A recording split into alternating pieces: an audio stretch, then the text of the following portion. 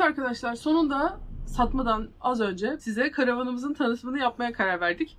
Çünkü bir türlü yapamıyorduk. Artık geleceğiz Türkiye'ye dedik ve yapalım bunu. Ve bu arada karavanımız hala satılık. Arabanın dış kısmındayız. İlk bölgede, şurada ilk kapakta ev bataryaları dediğimiz bataryalarımız var.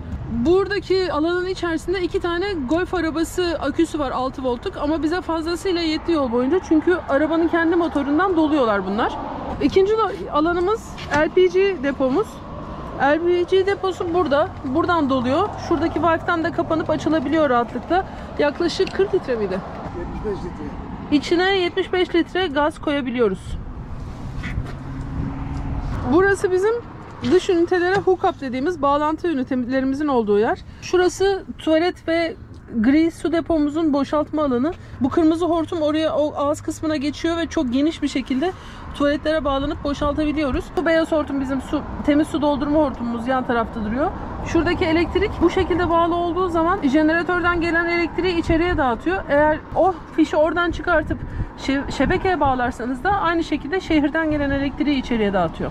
Burada aynı zamanda sıcak soğuk dış duşumuz da var. Duşu buraya koymuş olmalarının sebebi hem banyonun alt tarafında sıcak ve soğuk suyu buradan rahatlıkla alabiliyoruz. Hem de bu tuvalet boşaltma işlemlerinde suya ihtiyaç olursa buradan direkt olarak kullanım yapabiliyoruz temizlik amacıyla. Burada şehir suyu için ekstra bir bölüm var. Kamp yerlerinde şehir suyu servisi veriyorlarsa buraya bağlıyoruz. Yine kamp yerlerinde televizyon ve telefon hizmeti veriyorlarsa oraya bağlamak için. Burası su deposunun olduğu alan. Temiz su depomuz burada. İstediğimiz zaman şunu çevirerek alttan suyu drenaj yapabiliyoruz. Yani akıtıp dışarıya boşaltabiliyoruz. Biraz sert. Şu şekilde. Depoyu tamamen alttan temizleyerek boşaltabiliyoruz. Bu yandaki küçük boru da aynı şekilde gene drenaj borusu.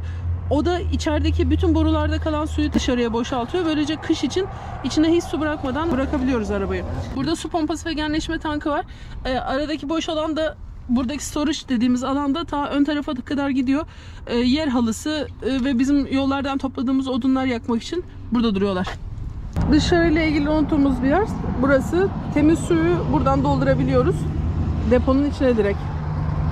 Böyle geldiğimiz zaman benzin deposu ilginç bir yerde bunun.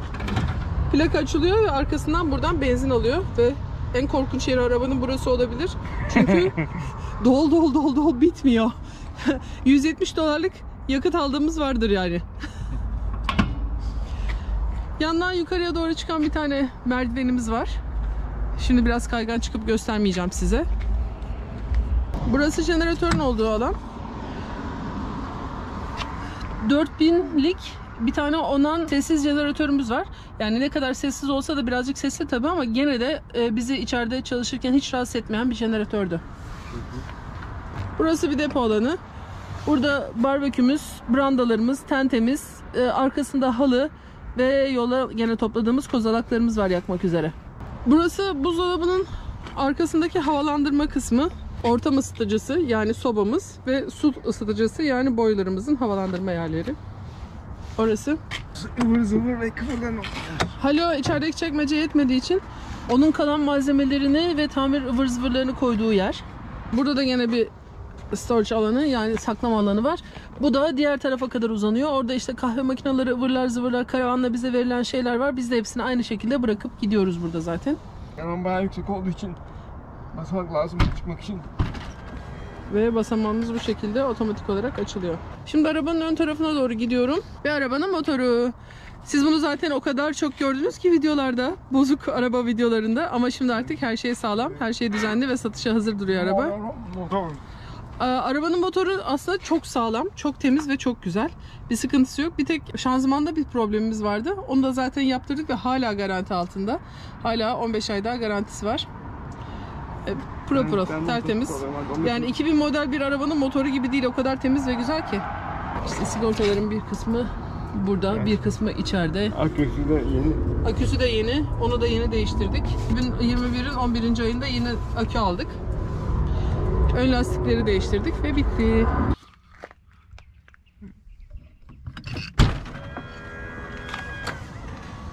Burada bir kapıda sineklik telimiz var.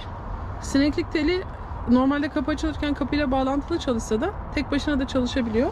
Ve aşağıdaki otomatik basamakta burayla bağlantılı çalışıyor. Yani bunu açtığınız zaman basamak açılıyor. İçeriden kullanmak istediğiniz zaman da şurada bir kapağı var. Kapısını açıyorsunuz. Bu buraya geçince artık birlikte hareket etmeye başlıyorlar burayla.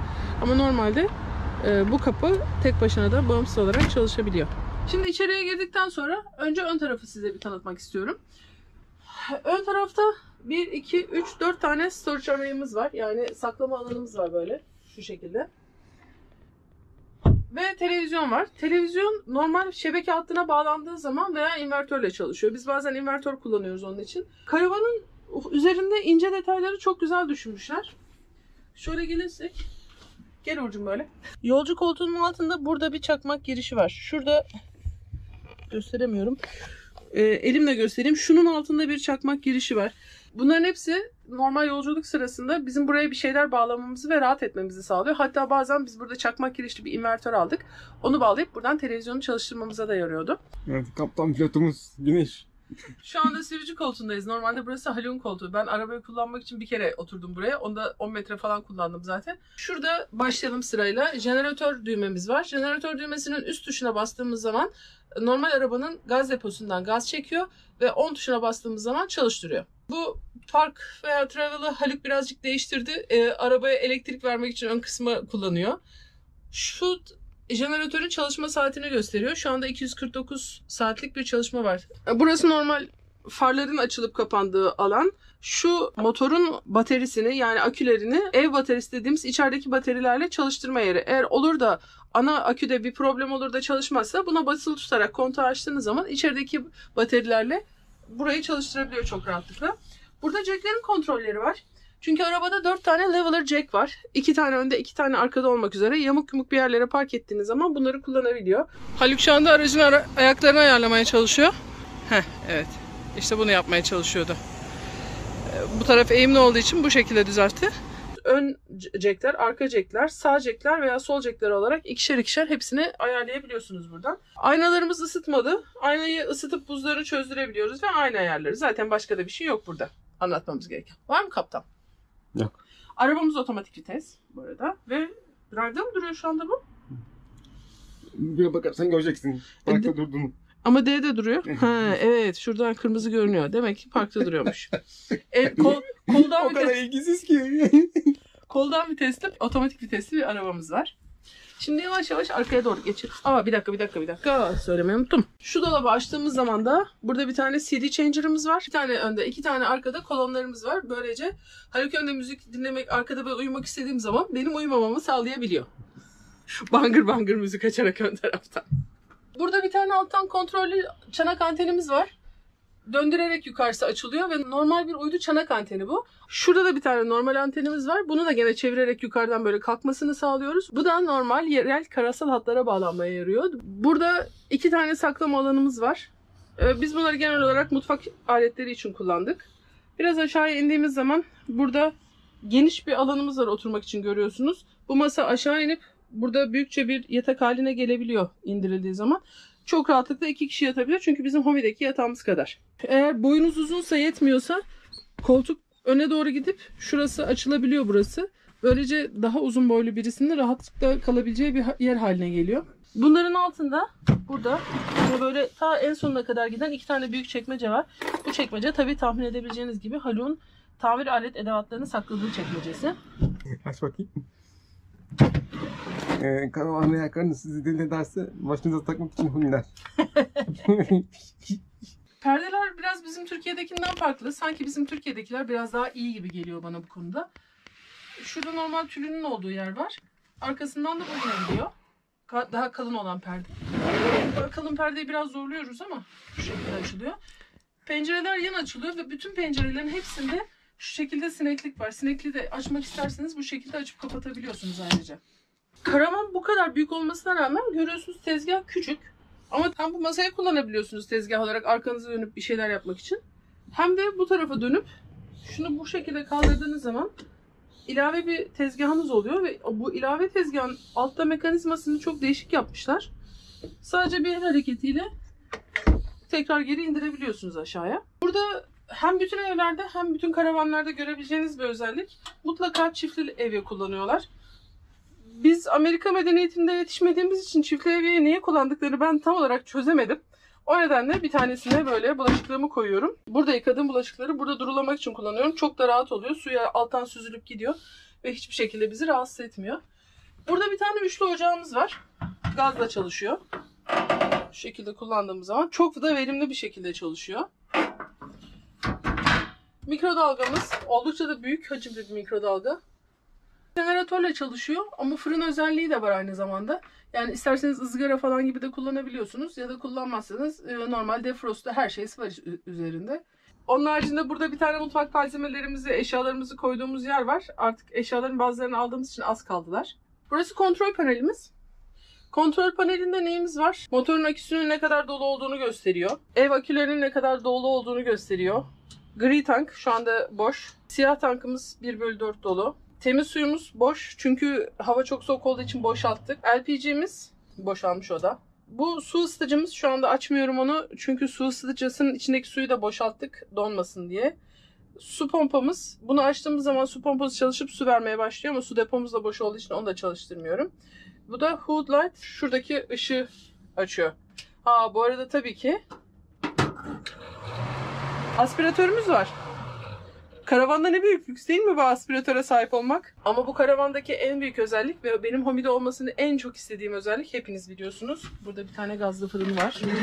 Ve gerçekten hayallerimin fırını, çok istiyorum böyle bir şey Homi'de olsun diye ama çok pahalılar, o yüzden yapamıyoruz.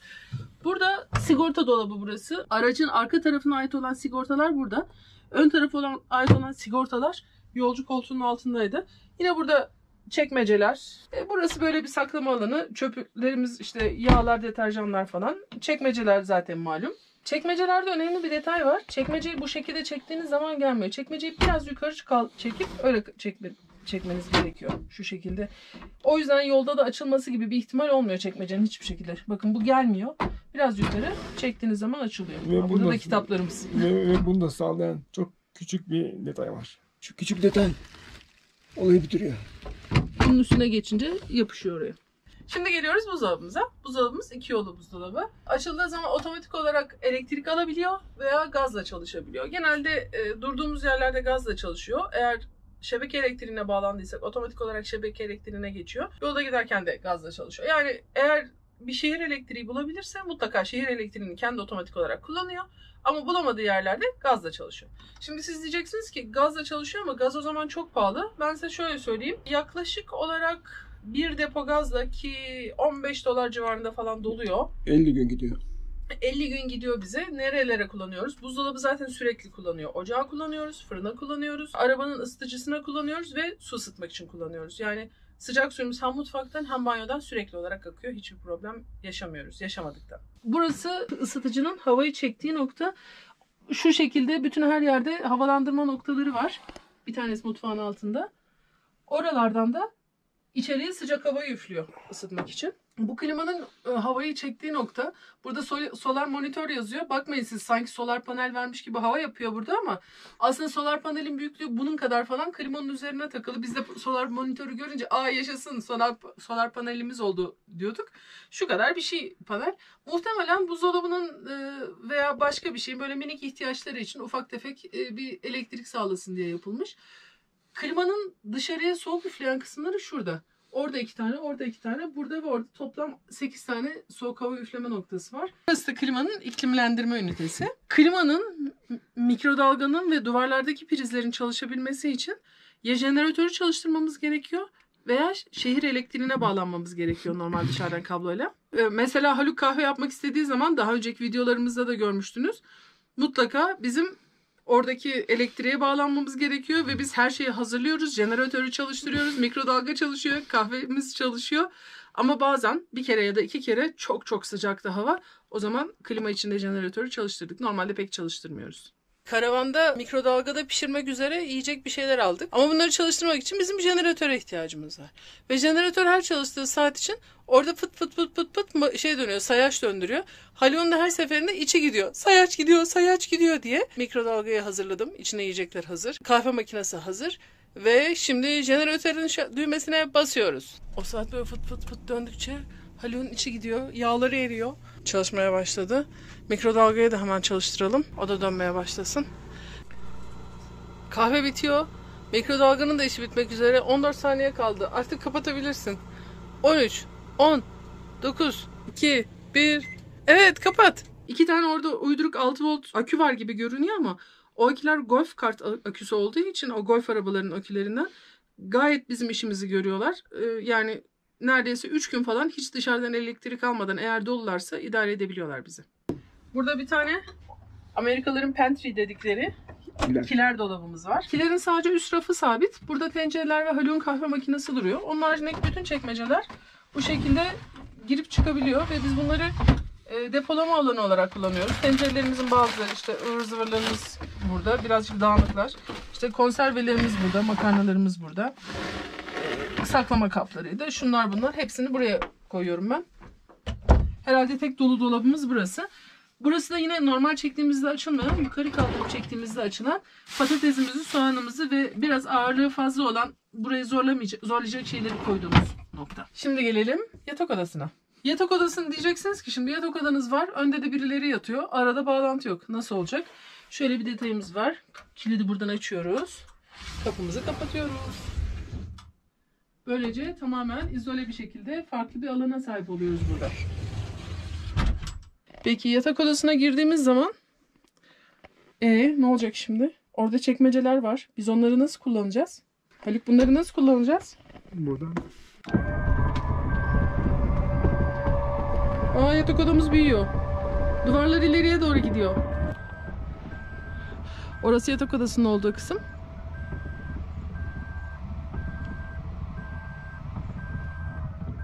Bu kadar zaten çıkıyor. Ve ayak ucunda bu çıktığı yer kadar bize yürüyüş için alan bırakıyor. Duvarlar ileriye doğru gitti. Yatak odası büyüdü. Çekmecelerin açılacağı böyle kocaman bir alan oldu. Ve burada bizim bir sürü çekmecemiz oldu. Kullanabileceğimiz. Aynı zamanda sağlı sollu burada 2 tane dolabımız. Yukarıda bir tane dolabımız. Şurada 3 tane dolabımız var saklama alanı olarak. Bunlar yetmiyormuş gibi.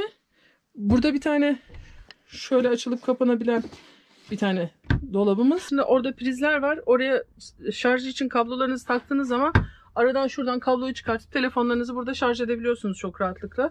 Bir sıkıntı olmadan. Lambalarımız az evvel bahsettiğim kolonlar. Yangın alarmımız ya da gaz alarmımız. Şurada bir tane gene saklama alanımız var. Ki bu üstteki küçük ama alttaki daha derin, en dibe kadar gidebiliyor. Öbürünün altını kaplıyoruz çünkü. Şu ve şu cam normal demin gösterdiğim gibi sağa sola açılan telleri olan bir cam. Bu arkadaki cam acil çıkış camı. Burada büyük karavanların hepsine mutlaka böyle bir cam yapıyorlar. Bizim daha önceki karavanımızda da vardı aynı camdan. Bunlar bu şekilde açıldıktan sonra dışarıya doğru açılıyor. Ve buradan atlayıp dışarıya kaçabilme imkanı veriyor size. İşte ön tarafta bir yangın olduğunda veya başka bir şey olduğunda yan camlarla uğraşmayıp oradan direkt arkaya çıkabiliyorsunuz. Aslında bunun yan camlarından da çok rahat çıkılabilir ama gene de böyle bir şey yapma ihtiyacı duymuşlar. Prosedür olarak büyük bir ihtimalle. Burada gene bir havalandırmamız var. Banyoda bir havalandırmamız var ve buzdolabının yanında bir havalandırmamız var. Şimdi sıra geldi banyomuza. Böyle gelelim. Banyonun kapısına böyle bir havluluk yapmışlar. Bu araba şu anda çok dengede durmuyor. Haluk ayarlayamadı. Dengede durduğu zaman şu şekilde tuttuğunuz zaman burada hem banyonuzu yapıp arkaya geçtiğinizde önden kimsenin sizi görme ihtimali olmuyor. Araba dengede durmadığı için şu anda kapı açılıyor kendiliğinden. Jackleri indirmesi lazımdı aslında, indirmedi. Tembellik etti o konuda birazcık. Evet, tembelim. Burada 2 tane yani şöyle bir dolabımız var. Burada böyle bir dolabımız var. Bizim gene havlularımızı, diş fırçalarımızı, şampuanlarımızı koyduğumuz bir dolabımız var. Burası tamamen ayrı tuvaletten. Tuvalete biri girerken diğerinin duş alabileceği bir yer. Perdemizi açıyoruz. Boyu biraz fazla uzun olanlar için buraya sky window yapmışlar. Böylece içinde durduğunuz zaman eğer çok uzunsanız kafanız yukarıya kadar çıkabiliyor ve rahat edebiliyorsunuz. Hem buranın aydınlanmasını sağlıyor. Gece falan kalktığınızda eğer ay ışığı varsa bile aydınlatıyor içerisini. Hem de küvette yıkanırken başınız tavana değmeden gayet rahat olabiliyor. Sıcak su soğuk su problemi yok buranın da. Şurada enteresan bir detay var. Açtığınız zaman burada tuvalet kağıtlık. Allah Allah, yani tuvalete girerken kapağı mı açmak zorundayız? Hayır, değilsiniz. Tuvalet kağıdını böyle buradan dışarıya sarkıttığınız zaman bu şekilde kullanabiliyorsunuz. Burası da küçük görünüyor. Ama kocaman aşağı kadar derin bir yer. Biz tuvalet kağıtlarımızla kağıt havlularımızı orada saklıyoruz. Tuvalet şuradan basarak açılıyor. Açıldığı zaman su pompası açık olduğunda suyu alıyor ve içindekilerle beraber aşağıya atıyor. Karavanın içi bu kadar. Aklınıza alabileceği her yerde elektrik prizleri var. Orada, burada, şu arkada, yan duvarlarda, masanın altında. Haluk'a küçücük bizim hobinin içinde bu kadar çok prizi niye koydun demişlerdi. Gerçekten çok ihtiyaç oluyor. Kablolar oradan oraya sağdan sola gezinmiyor. Büyük ihtiyaç. Amerikalılar da bunu düşünmüşler zaten bu karavanın içinde. Bizi izlediğiniz için teşekkür ederiz. Karavanımız hala satılık ve biz onu burada bir takipçimizin yanına bırakıp döneceğiz geriye.